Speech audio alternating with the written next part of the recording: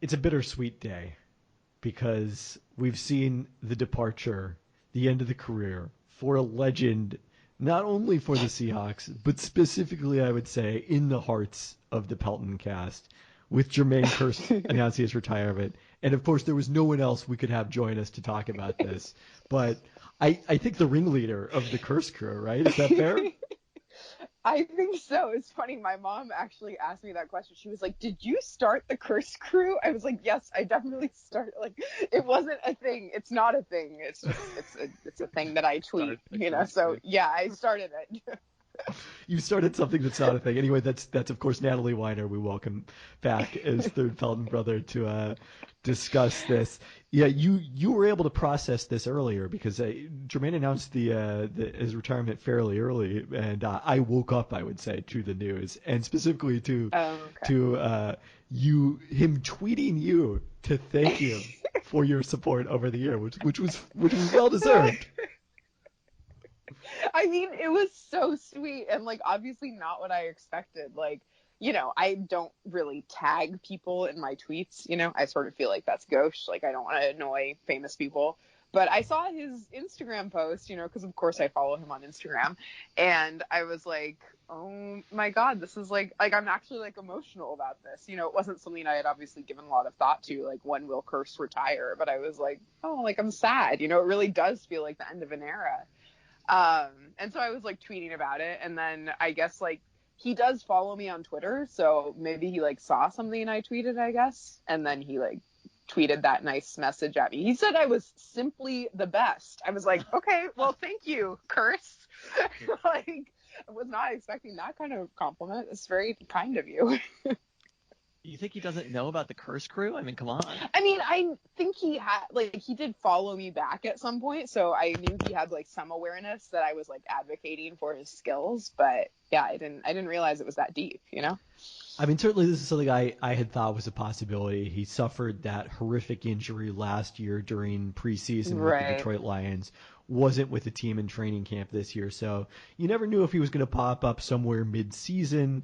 The Seahawks love those kind of, to bring back their former players in that kind of role. But Sure. it's been a tremendous NFL career for someone who went undrafted out of UW, 7 years in the league, 8 if you count last year on IR for the Lions, 99 games.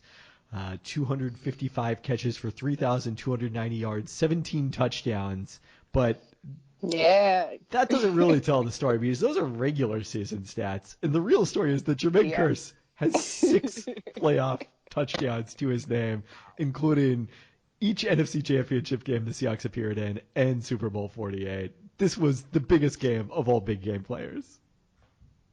Yeah. I mean, like, just clutch. Classic. I mean, Kearse, clutch, catch. You can't say the acronym there because then it gets bad, but it does all sound like it goes together. And yeah, I just feel like, I mean, the magic of Kearse is that like everybody talks so much shit about him constantly because like he would do some goofy things occasionally. Like even I can admit that.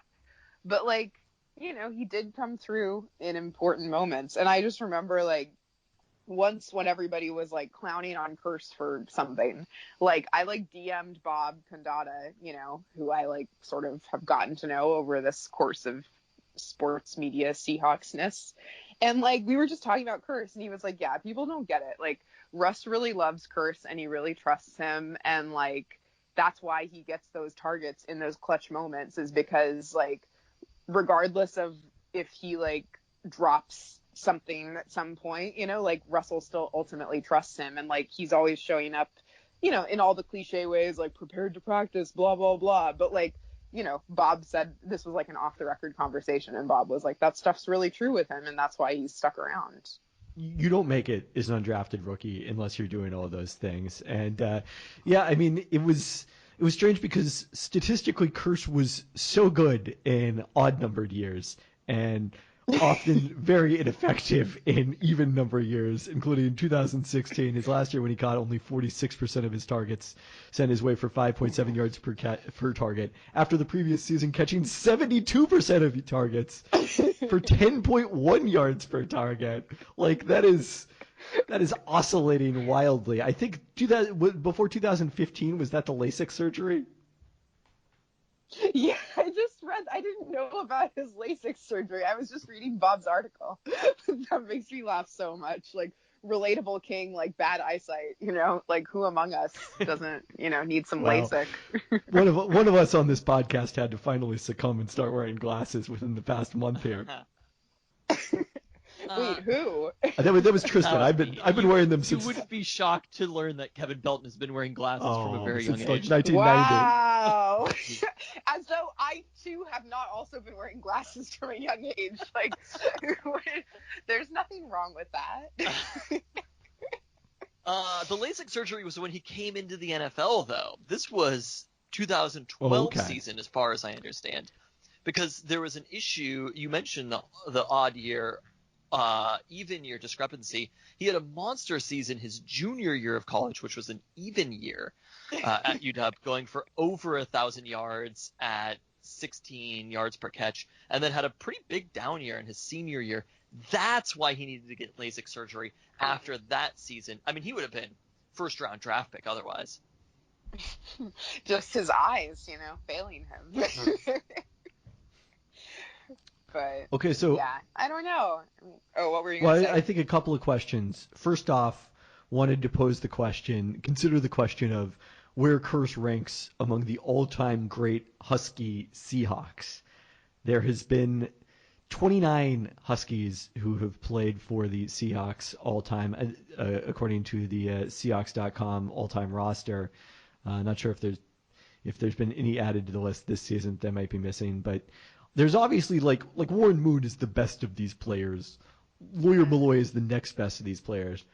But those guys didn't play a substantial period of time as Seahawks. Their best moments didn't come as Seahawks. I think Kearse has a more reasonable case than you'd think. His competition, Blair Bush started several seasons, 6 seasons at center for the Seahawks. He was a part of the late 70s, early 80s Husky teams, so a little bit before our time, certainly, to remember him. Jeremy Stevens was with the Seahawks a long time. He certainly was a long time. Michael Jackson starting for many seasons at middle linebacker for the Seahawks in the 80s. And then Paul Scanzi had kind of similar career stats to Kearse as a receiver, primarily in the late 80s. So those I think are your main candidates for best Seahawks as Husky, or former Huskies as Seahawks. And I'm noting that this roster looks like it hasn't been updated since the 2017 season, so it doesn't include Will Dissly or Ben Burke-Hervin. There you go. Okay, well, Will Dissly has a ways to go before we can put him in Kearse, in the Kearse, what's the word Pantheon? I'm looking for? Oh my God. Yeah, I mean Kearse Pantheon, yeah. We can't even speak their names in the same sentence, really. But, I mean, I feel like with all due respect to those esteemed members of this unique little group, like, I feel like Kearse has to be near the top. I mean, specifically for Seattle relevance, and also like the way that his play is kind of defined an era of the Seahawks, like the best era of the Seahawks, kind of inarguably. I mean, given that it led to a Super Bowl title and another Super Bowl tragic visit, I mean, like, he is an indispensable part. And also, like, attitude-wise, just the whole, like, pedestrian receiver thing. I mean, he was so emblematic of that, like, mentality that the Seahawks were underdogs and, we're going to win in unorthodox ways and stuff. Who's more doing that than Kearse? Okay, the other thing I wanted to bring up, by the way. Well, no, before then, you have to just look at magnitude. And that's the real magic of Jermaine Kearse. Like, we love Jermaine Kearse because of just getting to know him through over the years, right? And his, like we've talked about, like his consistent showing up, doing the little things. But the Seahawks have been to the Super Bowl 3 times in their history, and 2 of those times, Jermaine Kearse had the catch that sent them there. Like, there's nobody else in Seahawks history who can come even close to having plays on that same magnitude. Right.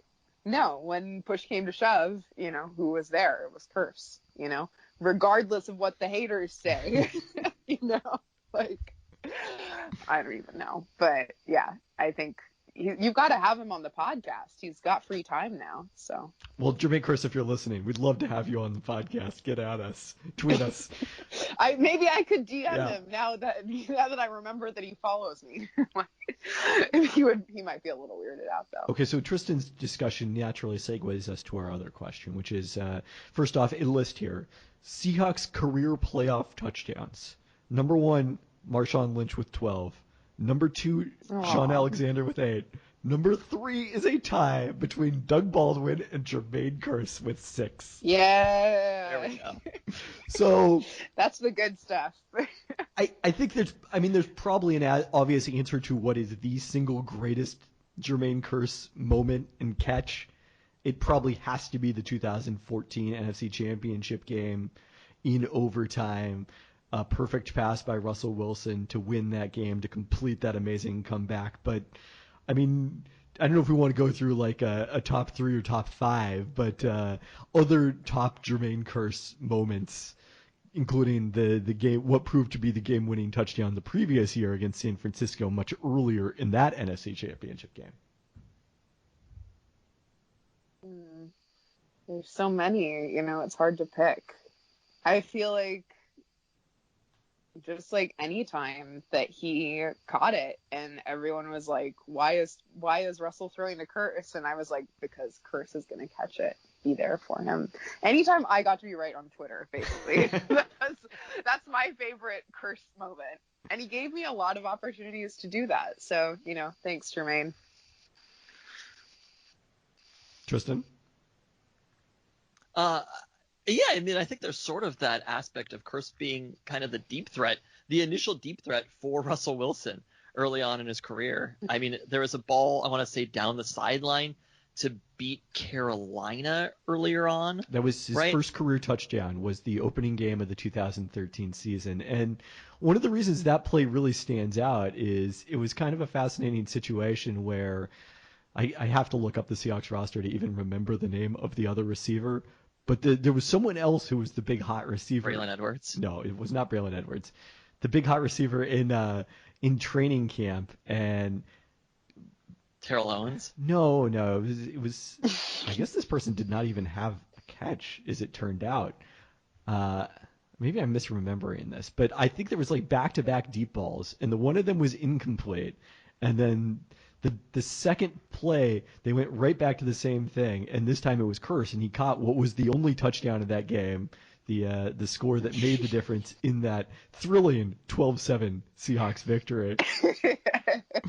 And that was kind of the moment, like, is the start of the season that became the Seahawks Super Bowl season. It was Steven Williams was the receiver who had the big training camp and did not, in fact, catch a pass. He was targeted twice, and that was it. The legacy of Williams receivers, Cassen Williams. He's been like eternal sunshine from our brains, I feel. Like Steven Williams. You said that name, and there was not a ding of like, oh yeah. What about Chris Matthews? Does that ring a bell? Oh, okay. Absolutely. Chris Matthews, Super Bowl hero. Yeah, I mean that was kind of the serving the notice that Jermaine Kearse is just going to make big plays and score touchdowns when it matters most. And the other thing that stands out is Jermaine Kearse responsible for perhaps the all-time greatest Pelton Cast regret. I've mentioned this before, but during the first year of the Pelton Cast, our first incarnation covering the 2013 Super Bowl season, we sponsored the Jermaine Kearse page on Pro Football Reference, which got us I think 2 clicks all time. We were really hoping that once he's a hero in the NFC Championship game, scores a touchdown in the Super Bowl, this is going to be our ticket to celebrity. Jermaine Kearse. And nobody ever did. Wow. That's because, you know what? Lamestream media will not acknowledge the greatness of Jermaine Kearse. But the fact that we didn't get the clicks isn't the regret. The regret is, so then we stopped recording the podcast for a period of time. We let that sponsorship lapse because there was no Pelton Cast to link to. And then Pro Football Reference decided to take away sponsorships. So but they grandfathered in the ones that were remaining. So we could still be there on the Jermaine Kearse page today. Wow. No. If only we had kept up the sponsorship. Oh my God. Wow. That is a major regret. I understand. So, but, you know, it wasn't meant to be. Only the real heads will know. Jermaine was always meant to be kind of a niche favorite. You know, he's not supposed to be like people. You don't want it to get too out there. You know, it's the thinking man's Seahawks wide receiver of all time. You know. And as far as adding to individual plays too, I have to mention the Super Bowl 49 catch that he had. I mean, he didn't have another game-winning touchdown, but that play, you know, as it were, before everything that happened, he had the most important play of the game to that point. For sure. Going and getting that bobbled catch, scooping it up off the ground, the ball like being on his chest. You know, Kearse, for a game that was very forgettable in many ways, still had this amazing play in such a huge moment, similar to what he had done in basically every other playoff game before then. Like, imagine if Russ had just targeted Kearse in the end zone. You know, I'm just going to put that out there. Like, things might have ended differently. And the Seahawks probably will always wonder about including him in the Sheldon Richardson trade. And then he goes on in that season in 2017 while playing with Josh McCown to have the most productive season of his career, catching 65 passes for 810 yards and 5 touchdowns with the New York Jets. So that was also great for me as far as like being vindicating. And then he was in New York. You know, I actually I remember like seeing his locker in the locker room because at that point I was like going over to the Jets locker room sometimes, but I never like talked to him. Sadly, I felt like that would be weird, but yeah, no, it was a good run. You know, some of us have to do the switch, the Seattle to New York shuttle. It's just Jermaine and I, you know. Also, the catch in the Super Bowl, just how that happened with him spinning out of 2 defenders and then spinning out of another tackle and getting to the end zone. Like, Jermaine Kearse just freaking shows up in these after games. You had Nostra Tristan that he was going to score a touchdown in the Super Bowl. That was, as I recall it, one of your bold predictions for calendar 2014. This was when we were deciding to sponsor the page. That's when the clicks were going to start rolling in when Kearse scored the touchdown in the Super Bowl. So. Wow. I think that's like probably fair to say that you were the original Kearse Krew members then, and I just gave it a name, you know, like because I was definitely on board a little later. Well, here's the thing: we've been on board the Kearse Krew since his freshman year in college, and I feel like Jermaine Kearse, more than almost anybody, you mentioned these other Huskies to Seahawks. Like, yes, Warren Moon is both a great Husky and a great Seahawk. Laura Malloy was both a great Husky and played for the Seahawks. Paul Scansey, I don't really know that much about. But Jermaine Kearse, as somebody who is so Pacific Northwest football, as somebody who played high school at Lakes High School, went to UW, had an excellent 4 years at UW, culminating in this junior year where he goes for over 1,000 yards, and is kind of there as the team is going from being laughing stock to transforming the culture at UW to sort of what it is now and being a competitive football program.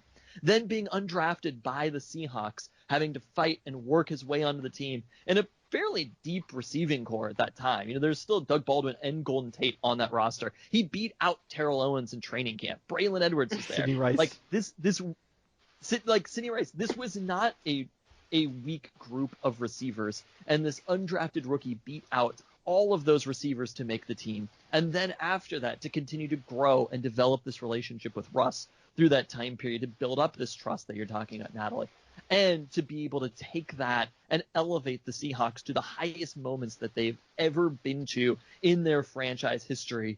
All of this on the back of an an undervalued, an unknown receiver from the Pacific Northwest, not on the radar for any team in the NFL draft, but he is out there beating the Green Bay Packers to go to the Super Bowl, beating the San Francisco 49ers to go to the Super Bowl. And I don't think there's anybody who is more emblematic of Northwest football than Jermaine Kearse. Wow. That was beautiful. It was poetic. And that's why, I think today I know that you and Barnwell both said you were crying about the news, but I choose not to cry because it's over, but to smile because it happened. Okay, Kevin. His Seahawks Twitter status.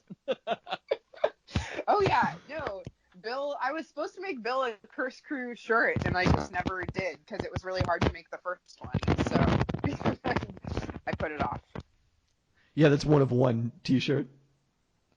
Yeah, one of one. He actually gave me a shirt to like iron the thing onto, and I just never did it. So sorry, Bill. Well, on that note, thanks so much for joining us to talk about the Kearse Krew and Jermaine Kearse's career, Natalie. We saw a great feature. If you haven't seen it, be sure to check it out. You did a great feature on Sue Bird last week in the New York Times ahead of the WNBA Finals. I did. Yes, definitely check it out. She is another Seattle legend. Where are the Jermaine Kearse and Sue Bird statues in downtown Seattle? This is my question. But yeah, no, that's great. And thank you for having me on. It's an honor to talk about a hero like Kearse. Thanks so much for joining us.